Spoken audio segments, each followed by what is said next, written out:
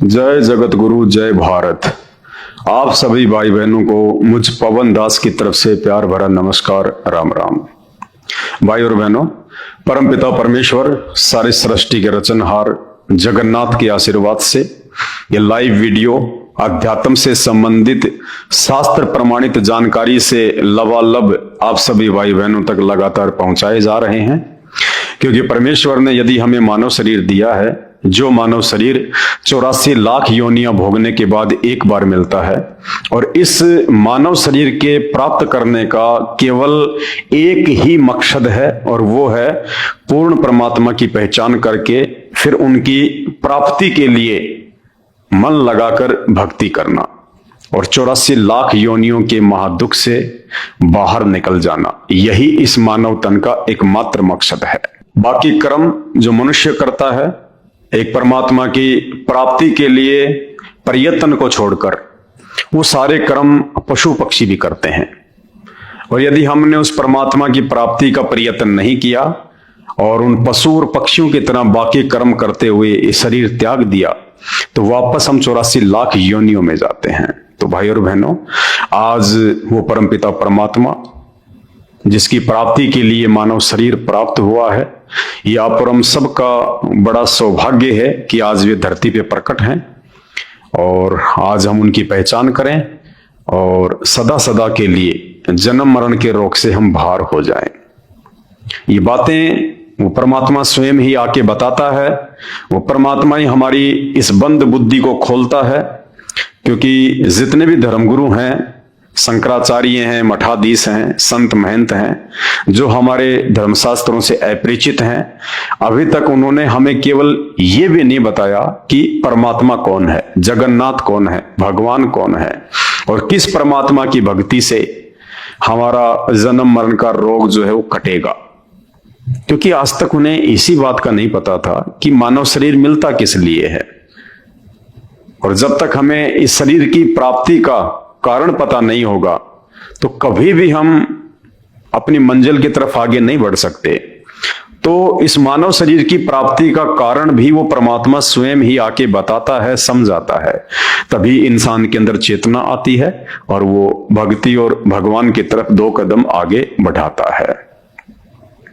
अब सबसे बड़ी समस्या हमारे सामने जो आती है वो ये है कि यदि ये मानव शरीर परमात्मा प्राप्ति के लिए ही मिला है, वरना इसका दूसरा कोई मकसद नहीं है, तो फिर वो परमात्मा कौन है जिसको प्राप्त करके हम सदा सदा के लिए उसके लोक में चले जाएं, सर्व सुख भोगें, वापस हमें इस गंदे लोक में, इस मृत लोक में ना आना पड़े, गधे कुत्ते सुअर के शरीर धारण ना करना पड़े, ये दुख और परेशानियों का सामना ना करना पड़े।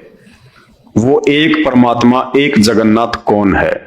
तो भाई और बहनों, उस एक जगन्नाथ की जानकारी भी वो जगन्नाथ स्वयं ही तत्वदर्शी संत बन के इस पृथ्वी पे आके हम मानव शरीरधारी प्राणियों को सत्संग करके समझाता है।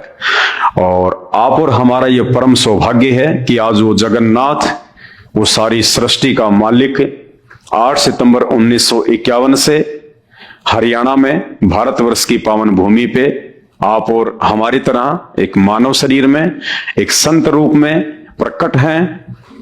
और आज का वीडियो हम उन्हीं के नाम से शुरू करते हैं। परमपिता परमात्मा, सारी सृष्टि के रचनहार, कुल मालिक, असंख्य ब्रह्मांडों के स्वामी, जगत गुरु, तीनों लोकों में प्रवेश करके सबका पालन पोषण करने वाले राजाधिराज, आत्माधार, नाथों के नाथ, देवों के देव महादेव, सर्वेश्वर महेश्वर, मृत्युंजय, अजरो अमर, आदि अनादि, सनातनी प्रभु, जगत पिता जगदीश्वर, 1008 की उपाधि के वास्तविक अधिकारी, अकाल मूर्त, शब्द स्वरूपी राम, वासुदेव, सर्वगतम ब्रह्म, परम पूज्य, प्रथम पूज्य, परम पुरुष, परम धनी, परम दयालु, परम संत, अल्लाह कबीर, अल्लाह ताला, जगत के तारणहार, जगत के मुक्तिदाता, जगन्नाथ, संत शिरोमणि सतगुरु रामपाल जी भगवान के चरण कमल में आप और हम सभी भाई बहनों का अनंत कोटि दंडवत प्रणाम। भाई और बहनों, जगन्नाथ की प्राप्ति से पहले हमें जगन्नाथ की परिभाषा का ज्ञान होना चाहिए। जगन्नाथ कहते किसे हैं? और वर्तमान में हम जिन ब्रह्मा विष्णु महेश जी को जगन्नाथ कह रहे हैं या हम उनको जगन्नाथ मानकर पूज रहे हैं, जगह जगह उनके मंदिर बनाकर, क्या वास्तव में वे जगन्नाथ हैं या केवल हमने अपनी अज्ञानता और हमारे धर्म शास्त्रों से अपरिचित होने के कारण, जैसा हमारे ज्ञानहीन धर्मगुरुओं ने हमें जगन्नाथ के विषय में बता दिया, भक्ति और भगवान के विषय में बता दिया, आंख बंद करके हमने उसे स्वीकार कर लिया। तो सत्यता क्या है? जगन्नाथ की परिभाषा क्या है? जगन्नाथ का मतलब होता है जगत प्लस नाथ। दो शब्दों से मिलके जगन्नाथ शब्द बना है, जगत प्लस नाथ। जगत यानी ये संसार, ये दुनिया, ये सृष्टि, और नाथ यानी स्वामी, भगवान। तो जगन्नाथ का मतलब होता है जो सारी सृष्टि का मालिक है, जो सारे संसार का भगवान है, जो सभी देव महादेव से ऊपर है, जो सबसे शक्तिशाली है, सर्वशक्तिमान है, जिस भगवान के नीचे सर्वदेव महादेव, जीव जंतु, पशु पक्षी, देवी देवता सब उनके नीचे हैं। जिस जगन्नाथ का आदेश सर्वोपरि है, जिस जगन्नाथ के ऊपर किसी का कोई श्राप काम नहीं करता, जिस जगन्नाथ की सत्ता सर्व के ऊपर है, उसे कहते हैं जगन्नाथ। दूसरे शब्दों में जगन्नाथ उसे कहते हैं जिसके जीवन चरित्र पर, जिसकी जीवन लीलाओं पर सुई की नोक रखने जितनी भी त्रुटि की गुंजाइश ना हो। और अनजाने में हम जिन ब्रह्मा विष्णु महेश को जगन्नाथ कहकर पूजा कर रहे हैं, ज्ञानहीन धर्म गुरुओं के द्वारा बताई गई साधना कर रहे हैं, वे जगन्नाथ नहीं है। ब्रह्मा विष्णु महेश और देवी देवताओं के चरित्र पर, उनकी जीवन लीलाओं पर अब सुई तो छोड़िए, यदि मूसल भी रख दिया जाए तो भी वो जख्म नहीं भरे जा सकते जो जख्म उनके जीवन चरित्र पर लगे हुए हैं, जो जख्म उनकी जीवन लीलाओं पर आज भी हरे भरे हैं। उन जख्मों को भरा नहीं जा सकता। तो चलिए आज के वीडियो की हम शुरुआत करते हैं। उड़ीसा के पुरी में जो जगन्नाथ मंदिर है, और उस मंदिर में जिन तीन महापुरुषों की मूर्तियां रखी हुई हैं, श्री कृष्ण जी की, उनके बड़े भाई बलराम जी की और उनकी बहन सुभद्रा की, क्या वास्तव में इन तीनों में से कोई भी जगन्नाथ है? आज हम यही जानने का प्रयास करेंगे। तो चलिए वीडियो की हम शुरुआत करते हैं।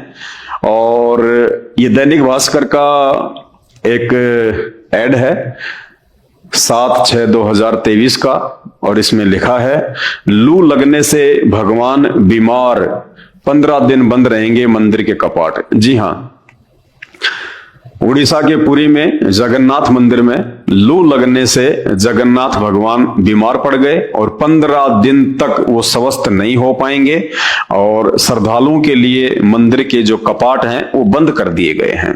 भाई और बहनों, क्या यह संभव है कि भगवान बीमार होते हैं, भगवान को भी लू लगती है, भगवान भी अस्वस्थ हो जाते हैं?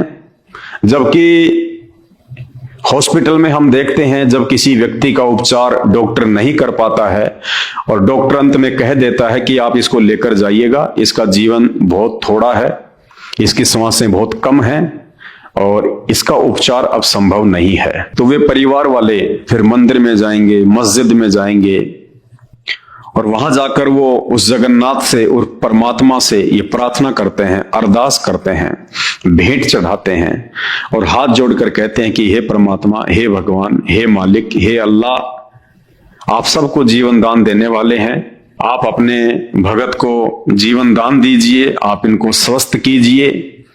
हे परमात्मा, आपके सिवा हमारा और कौन है, हमारा सहारा आपके अतिरिक्त और कोई नहीं है। और पता चले कि जिस भगवान से हम प्रार्थना कर रहे हैं एक व्यक्ति को स्वस्थ करवाने के लिए, वो भगवान खुद ही बीमार है, वो भगवान खुद ही लू लगने से अस्वस्थ है, तो क्या करेगा व्यक्ति, कहां जाएगा फिर इसके अलावा?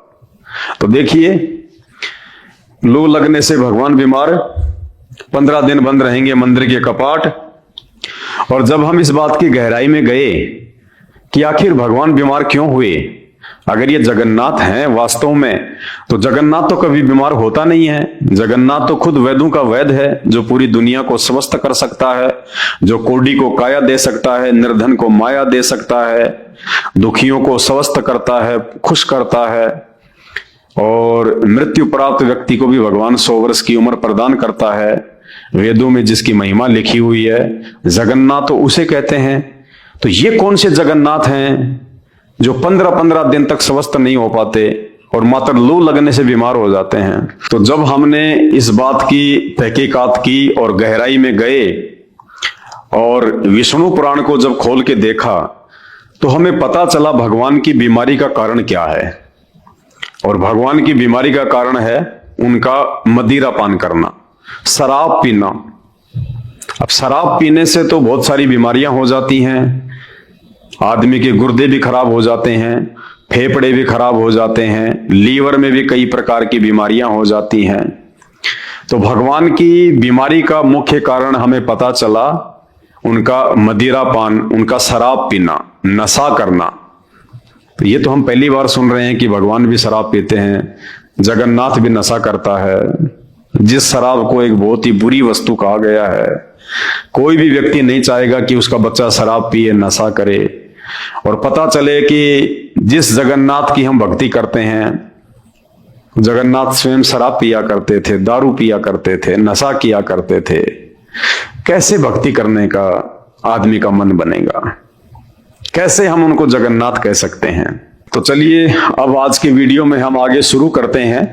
क्या वास्तव में उड़ीसा के पुरी के जगन्नाथ मंदिर में जिन 3 महापुरुषों की मूर्तियां हैं, श्री कृष्ण जी, उनकी बहन सुभद्रा और श्री बलराम जी, क्या वास्तव में ये जगन्नाथ हैं? क्या हम इनको जगन्नाथ कह सकते हैं? तो सबसे पहले हम श्री कृष्ण जी के विषय में जानने का प्रयास करेंगे।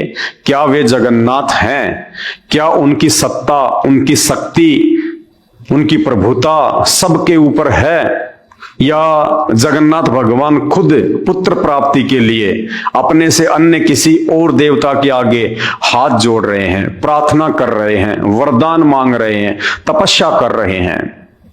अरे जगन्नाथ है, पूरे जगत का नाथ है, जो सबको बेटा बेटी देता है, सबकी मन वांछित कामनाएं पूरी करता है। और पता चले कि वो जगन्नाथ है खुद पुत्र प्राप्ति के लिए, एक बेटे की प्राप्ति के लिए, और किसी और के आगे हाथ फैला रहा है, हाथ जोड़ रहा है।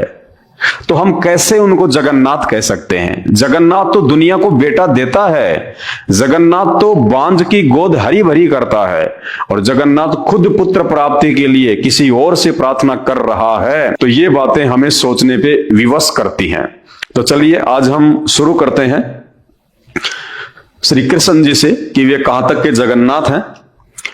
और इस बात का हमें पता चलेगा श्रीमद् देवी भागवत से। ये श्रीमद् देवी भागवत महापुराण है और इसका ये पेज नंबर है 285, 285। श्री कृष्ण का शिव जी की प्रसन्नता के लिए तप करना और वर प्राप्त करना, जिन्हें हम जगन्नाथ भगवान कह रहे हैं कि श्री कृष्ण जी जगतनाथ हैं, सारे संसार के स्वामी हैं, इन्होंने सृष्टि की रचना करी है, ये सबकी मनवांछित इच्छाएं पूरी करते हैं। तो वे श्री कृष्ण जो आपको दिखाई दे रहे हैं, ये श्री कृष्ण किसी और भगवान से पुत्र प्राप्ति के लिए अरदास कर रहे हैं, प्रार्थना कर रहे हैं। ये किससे प्रार्थना कर रहे हैं, क्यों प्रार्थना कर रहे हैं, जगन्नाथ को प्रार्थना करने की आवश्यकता क्यों पड़ गई? देखिएगा, पेज नंबर 285 है। श्री कृष्ण जी का शिव जी की प्रसन्नता के लिए तप करना और वर प्राप्त करना। देखिएगा, राजा जनमेजय ने कहा, मुनिवर, आपके मुखारविंद से यह प्रसंग सुनकर मुझे महान आश्चर्य हो गया। राजा जनमेजय जी ने व्यास जी से कहा कि महाराज, आपके मुख से यह बात सुनकर कि भगवान श्री कृष्ण, जिनको जगत गुरु कहते हैं, जिनको जगत का स्वामी कहते हैं, जिनको सृष्टि का रचनहार कहते हैं, वो भगवान किसी और से एक पुत्र प्राप्ति के लिए भीख मांग रहा है, तप कर रहा है, प्रार्थना कर रहा है। ये बात सुनकर मुझे बड़ा आश्चर्य हो रहा है। जगत गुरु श्री कृष्ण में सारी शक्तियां निहित थी, फिर भी उनका पुत्र प्रसव गृह से हर लिया गया, यानी श्री कृष्ण जी का बेटा चोरी कर लिया गया। ऐसी घटना कैसे हो गई? नगर की रक्षा का समुचित प्रबंध था, सुरक्षित अंतःपुर में प्रवेश गृह की व्यवस्था थी, फिर भी संबरासुर ने भीतर प्रवेश कर उस बच्चे को कैसे हर लिया? सत्यवती नंदन व्यास जी, इसका जो कारण है वह स्पष्ट बताने की कृपया कीजिए। तो व्यास जी ने क्या कहा? व्यास जी कहते हैं, राजन, माया में अनुपम शक्ति है, मानवों को मूढ़ बना देना इसका स्वाभाविक गुण है। लोग इसे सांभवी कहते हैं। जगत में कौन ऐसा है जो इसके प्रभाव में न आया हो? मनुष्य का जन्म पाते ही सभी मानवोचित गुण उसमें आ जाते हैं। संपूर्ण गुण देह से संबंध रखते हैं। देवता अथवा दानव कोई भी इस नियम का उल्लंघन नहीं कर सकता। व्यास जी कह रहे हैं श्री कृष्ण जी के विषय में, जिनको हम अपनी अज्ञानता के चलते जगन्नाथ भगवान कहते हैं। व्यास जी कहते हैं कि माया के प्रभाव से कोई नहीं बच पाया, चाहे तेरा जगन्नाथ हो, चाहे देवी देवता हो, चाहे ब्रह्मा विष्णु महेश हो, माया के प्रभाव से कोई नहीं बच पाया। तो फिर वो जगन्नाथ कहां हुआ जिसके ऊपर माया का प्रभाव काम कर रहा है? ये माया कौन है जिसने जगन्नाथ के ऊपर भी अपने डोरे डाल रखे हैं, जो जगन्नाथ को भी भ्रमित कर देती है, उसकी भी बुद्धि को चेंज कर देती है? तो फिर वो जगन्नाथ से बड़ी तो माया हुई, जिसका प्रभाव उस जगन्नाथ के ऊपर भी श्री व्यास जी बता रहे हैं। ये माया कौन है? ये माया है जिसे आप जगन्नाथ कहते हैं, ब्रह्मा विष्णु महेश को, इनकी मां दुर्गा, अष्टंगी, 8 भुजा वाली, शेरा वाली, जिसको शास्त्रों में माया कहा गया है, प्रकृति देवी कहा गया है। ये है वो माया जिसकी शक्ति से ये तीनों देवता ब्रह्मा विष्णु महेश, ये 3 लोक की सृष्टि एज ए मैनेजर के रूप में संचालित करते हैं। ये तीनों जगन्नाथ नहीं है, ये पूर्ण परमात्मा नहीं है, इनसे ऊपर माया है। इनकी मां जगदम्बा दुर्गा, दुर्गा से ऊपर उसका पति है काल, मुसलमान धर्म में जिसको शैतान कहते हैं। उस शैतान से ऊपर है वो जगन्नाथ, जो सबसे ऊपर है, जिसकी सत्ता सबके ऊपर है। और इस बात का विशेष तौर पे आपको उस समय पता चलेगा जब आप YouTube पे जाके सर्च करेंगे सृष्टि रचना संत रामपाल जी महाराज। परमेश्वर रामपाल जी भगवान ने सृष्टि रचना के माध्यम से सभी देवी देवताओं की शक्ति का, उनकी प्रभुता का बिल्कुल तरतीब वाइज खुलासा किया हुआ है, हमारे ही धर्मशास्त्रों से, वेदों से, गीता जी से, इन पुराणों से। तो जब तक आप ये सृष्टि रचना को नहीं समझ लेंगे, तकरीबन 2 से 3 घंटे का वीडियो है संत रामपाल जी का, जब तक आप सृष्टि रचना को अच्छे से नहीं समझ लेंगे, नहीं जान लेंगे, आप इन प्रत्येक भगवानों की शक्ति का आइडिया नहीं लगा लेंगे, अनुमान नहीं लगा लेंगे, तब तक आप इन धर्मशास्त्रों को समझ नहीं सकते, आप इन भगवानों को नहीं समझ सकते। क्योंकि एक पुराण में तो शंकर जी को महान बता दिया गया, दूसरे पुराण में विष्णु जी को महान बता दिया गया, तीसरे पुराण में ब्रह्मा जी को सृष्टि का रचनहार बता दिया गया, और फिर आपस में यही पुराण एक दूसरे को नीचा भी दिखा रहे हैं। तो भाई और बहनों, इस अध्यात्म को समझने के लिए हमारे को संत रामपाल जी भगवान के सत्संग सुनने ही पड़ेंगे। दूसरा धरती पे कोई ऑप्शन है ही नहीं जो हम भक्ति और भगवान को समझ सकें, धर्म ग्रंथों को समझ सकें। तो व्यास जी कह रहे हैं कि माया में अनुपम शक्ति है और मानवों को मूढ़ बना देना इसका स्वाभाविक गुण है। श्री कृष्ण जी एक मानव थे, एक व्यक्ति थे, एक इंसान थे। वो भगवान नहीं थे, परमात्मा नहीं थे। मानते हैं उनमें कुछ शक्तियां हम इंसानों से बढ़ के थी, लेकिन वे सभी इंसानों के ऊपर भगवान नहीं है, जगन्नाथ नहीं है। भूख प्यास नींद भय आलस्य मोह शोक संशय हर्ष अभिमान बुढ़ापा मृत्यु अज्ञान गलानी वैर ईर्ष्या डा मद और श्रम, ये सभी देह के साथ ही उत्पन्न होते हैं। राजन, सभी पर इनका प्रभाव कुछ न कुछ पड़ता है। भगवान मानव का शरीर धारण करके धराधाम पर पधारे थे। कौन? श्री कृष्ण जी। अतः उन्होंने भी मानव लीला के लिए सभी मानवोचित कार्य संपन्न किए। इस विषय में अन्यथा विचार अवांछनीय है। पहले कंस के भय से भगवान गोकुल पधारे। ये देखिए, अरे जगन्नाथ उसको कहते हैं जिसको किसी का भय ना हो, जिसको किसी का कोई डर ना हो।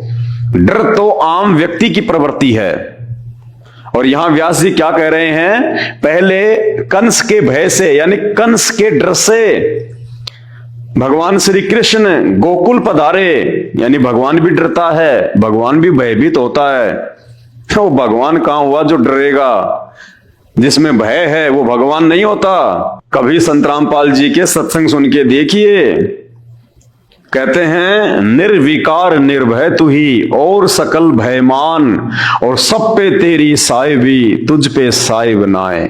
वो जगन्नाथ, वो भगवान, वो निर्विकार होता है। उसके चरित्र पर कोई दाग नहीं होता है। वो तीनों गुणों से दूर होता है। रजगुण, सतगुण और तमोगुण, इन तीनों गुणों का प्रभाव यानी माया का प्रभाव उस जगन्नाथ को प्रभावित नहीं कर सकती। वो भय से दूर होता है। निर्विकार निर्भय तू ही और सकल भयमान, कि हे परमेश्वर आपके अलावा सभी विकारी हैं और भय युक्त हैं। एक निर्विकार और निर्भय केवल आप हैं। निर्विकार निर्भय तू ही और सकल भयमान, और सब पे तेरी साहिबी। हे परमात्मा, आपकी साहिबी, आपकी सत्ता सब पे है। 33 करोड़ देवी देवताओं से लेके ब्रह्मा विष्णु महेश, माया, दुर्गा, काल, शैतान, सब पे तेरी साहिबी तुझ पे साहिब नाए। आपके ऊपर कोई साहिब नहीं है, कोई भगवान नहीं है, एकमात्र आप ही साहिब हैं। तो यहां हमारे भगवान श्री कृष्ण, जिनको आप जगन्नाथ कहते हैं, वो अपने ही मामा कंस के भय से, उनके डर से, और कहां पधारे? गोकुल। कुछ दिनों के बाद जरासंध से भयभीत होकर द्वारका चले गए। फिर कुछ दिनों बाद में जरासंध से भयभीत होकर, डर कर, देखो ये श्री विष्णु पुराण में लिखा हुआ है, आपकी आंखों के सामने है, व्यास जी ने लिखा है, झूठ इसमें रत्ती भर भी नहीं है। फिर भगवान जरासंध से भी डर कर, भयभीत होकर, और कहां पधारे? ये देखिए, भयभीत होकर द्वारका चले गए। बताइए, अगर जगन्नाथ ही डरने लगा तो दुनिया कौन चलाएगा भाई? ये संसार की रक्षा कौन करेगा? जगन्नाथ अगर डर कर, अगर अपने स्थान चेंज कर रहा है, अपनी जगह चेंज कर रहा है, दर दर भटकता फिर रहा है, तो दुनिया किसके सहारे चल रही होगी? कौन है वो जगन्नाथ? कुछ दिनों के बाद जरासंध से भयभीत होकर द्वारका चले गए। फिर उन्होंने रुक्मणी को हर लिया। बताइए, रुक्मणी को भगा ले गए भगवान, हर लिया, अपहरण कर लिया। जैसे रावण ने सीता का अपहरण किया था, वैसे ही आपके जगन्नाथ श्री कृष्ण जी ने रुक्मणी का हरण कर लिया। ये भगवानों के काम होते हैं। जबरदस्ती करना, अपहरण करना, ये भगवानों के काम नहीं होते, जगन्नाथ के काम नहीं होते। अभी तक हमें जगन्नाथ की परिभाषा का ही पता नहीं है। सनातन धर्म की मर्यादा जानते हुए भी भगवान श्री कृष्ण उस उत्सव के समय रुक्मणी हरण में प्रवृत्त हो गए। यानी हमारे सनातन धर्म में किसी स्त्री का अपहरण करना, उसका हरण करना, ये मर्यादाओं से बाहर है। तो कहते हैं सनातन धर्म की मर्यादाओं का ज्ञान होने के बाद भी जानबूझ के भगवान ने गलती करी, ये कुकर्म किया, ये गलत काम किया, रुक्मणी हरण का। खुद व्यास जी लिख रहे हैं कि ये सनातन की मर्यादाओं के विपरीत है, फिर भी भगवान ने ये काम किया। तो ये जगन्नाथ हैं जो खुद मर्यादा तोड़ रहे हैं। अरे इसकी भक्ति करने वाला फिर कहां से मर्यादा निभाएगा? जब टीचर खुद ही डिसिप्लिन तोड़ेगा तो उसके विद्यार्थी कहां से डिसिप्लिन को फॉलो करेंगे? और यही कारण है आज इन भगवानों के, नकली जगन्नाथों के ये जीवन चरित्र इन पुराणों में जो लिखा हुआ है, उस हिसाब से आज किसी भी व्यक्ति के अंदर विकारों से मुक्ति प्राप्त करने की शक्ति नहीं है। हर व्यक्ति शराब, नशा, मांसाहार, चोरी, जारी, ठगी, लड़ाई झगड़ा, मार पीट, बलात्कार, इन सभी कुकर्मों में लिप्त है। क्यों? क्योंकि जिनको हम जगन्नाथ कह रहे हैं वो हमसे पहले इन कुकर्मों में लिप्त हैं। तो इनकी भक्ति करेंगे, इनकी यदि हम पूजा करेंगे तो इनके गुण हमारे अंदर आएंगे आएंगे। और आज पूरे हिंदुस्तान का बेड़ा गर्क हो रहा है। सनातन धर्म की मर्यादा जानते हुए भी भगवान श्री कृष्ण उस उत्सव के समय रुक्मिणी हरण में प्रवृत्त हो गए। सम्रासुर द्वारा प्रद्युम्न के हरे जाने पर भगवान श्री कृष्ण शोकाकुल हो उठे। यानी जब श्री कृष्ण जी के बेटे प्रद्युम्न का सम्रासुर नाम के राक्षस ने हरण कर लिया, उठा के ले गया, तो भगवान श्री कृष्ण दुखी हो गए, शोकाकुल हो गए, रोने लग गए। ये भगवानों के लक्षण नहीं होते। अरे हमारे देश में, हमारे सनातन में साधु संतों की भी ये परिभाषा है कि वो दुख में दुखी नहीं होते और सुख में सुखी नहीं होते। वे लाभ हानि में एक समान रहते हैं, उसको साधु कहते हैं। और यहां आप इनको जगन्नाथ कह रहे हो, आप इनको भगवान कह रहे हो। और जब इनका एक बेटा चोरी हो गया तो तुरंत ये शोक में डूब गए, व्याकुल हो गए, दुखी हो गए। ये जगन्नाथ के लक्षण नहीं है, भगवान के लक्षण नहीं होते। सम्रासुर द्वारा प्रद्युम्न के हरे जाने पर भगवान श्री कृष्ण शोकाकुल हो उठे। फिर उनका शुभ समाचार पाकर हर्षित हो गए। और 2 मिनट बाद में जब समाचार आ गया कि साहब आपका बेटा सकुशल वापस आ गया, तो भगवान खुशी से नाचने लग गए, भगवान खुश हो गए।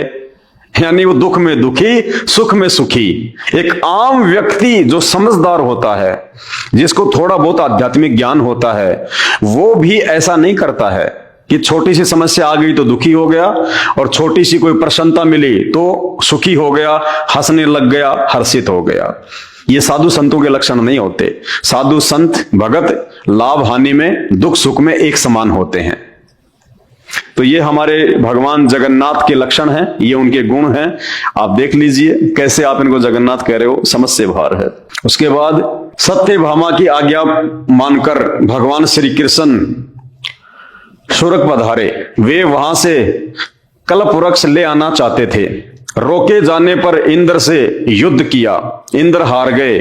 अपनी स्त्री के वश होना प्रकट करते हुए भगवान ने कल्प वृक्ष छीन लिया गया। भगवान श्री कृष्ण जी की एक पत्नी सत्यभामा ने जिद कर ली, अड़ गई।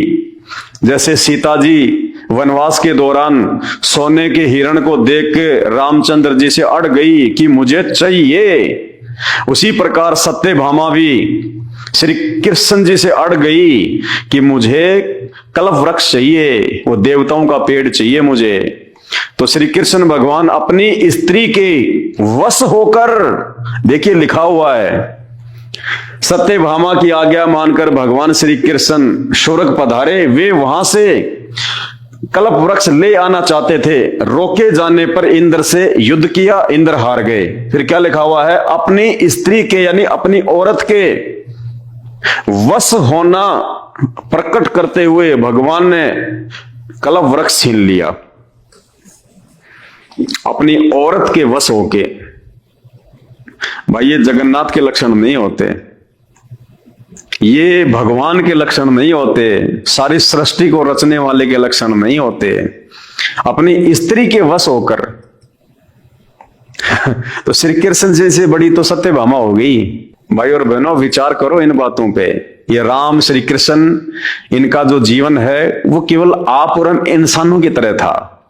और जिस समय इन्होंने ये बड़े बड़े काम किए जिनको आज हम चमत्कार कह रहे हैं, उस समय तो आम साधु संत महात्मा ये चमत्कार जो है वो कर दिया करता था, कोई बड़ी बात नहीं थी।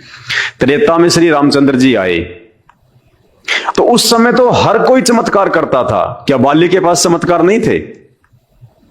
बाली के सामने कोई एकल युद्ध नहीं कर सकता था, उसके आमने सामने होके कोई लड़ाई नहीं कर सकता था। सामने वाले की आदि शक्ति उस बाली के अंदर आ जाती थी। रावण अपनी सिद्धि शक्ति से सेना को आकाश में उड़ा ले जाता था। 33 करोड़ देवी देवताओं को कैद करके ले आया। रावण का पुत्र इंद्रजीत, मेघनाथ, अपनी सिद्धि शक्ति से अपनी सेना को आकाश में उड़ा के और उसने देवताओं के राजा इंद्र को हरा दिया। इंद्र की बेटी सुलोचना से रावण के बेटे की शादी हुई, तब जाके इंद्र को वापस उसका वो पद मिला। तो कोई बड़ी बात नहीं थी। ये तो वाल्मीकि ऋषि थे, श्री रामचंद्र जी के गुरु थे। उन्होंने घास के तिनके से रामचंद्र जी के दूसरे बेटे को पैदा कर दिया, कुश को। तो ये कोई बड़ी बात नहीं थी उस समय। लेकिन आज कोई चमत्कार नहीं कर पा रहा, क्योंकि आज लोगों के पास में भक्ति नहीं रही। पहले भक्ति की कमाई से ये सारे काम होते थे। आज भी हो सकते हैं अगर किसी के पास में भक्ति है तो हमने इन चमत्कारों को देख के इनको भगवान मान लिया, जबकि ये चमत्कार तो उस समय आम साधु संत कर दिया करते थे, कोई बड़ी बात नहीं थी। अपनी स्त्री के वश होना प्रकट करते हुए भगवान ने कल्प वृक्ष छीन लिया।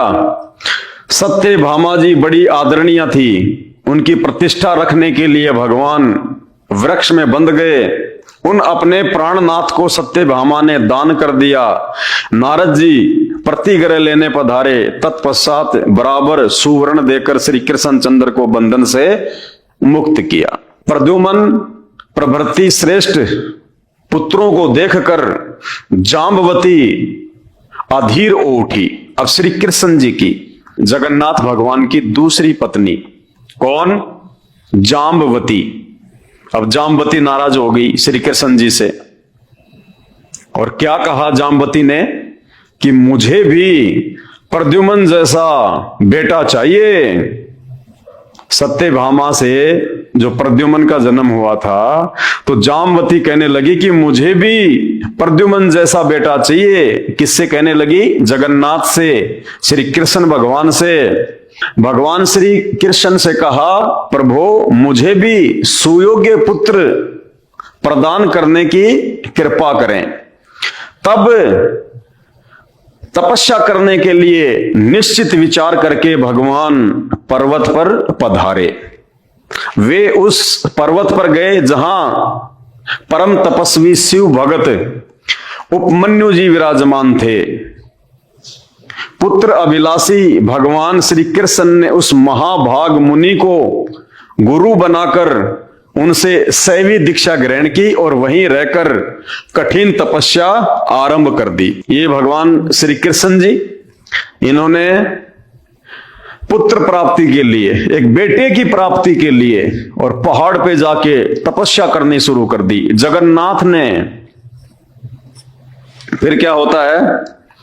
तपस्या करने पर छठे महीने में भगवान शंकर प्रसन्न हो गए। कौन प्रसन्न हो गए? भगवान शंकर। सौम्य वेश में पधार कर उन्होंने साक्षात दर्शन दिए। उस समय द्वितीया के चंद्रमा को मस्तक पर धारण किए हुए भूत भावन भगवान शंकर बैल की सवारी पर वहां पधारे।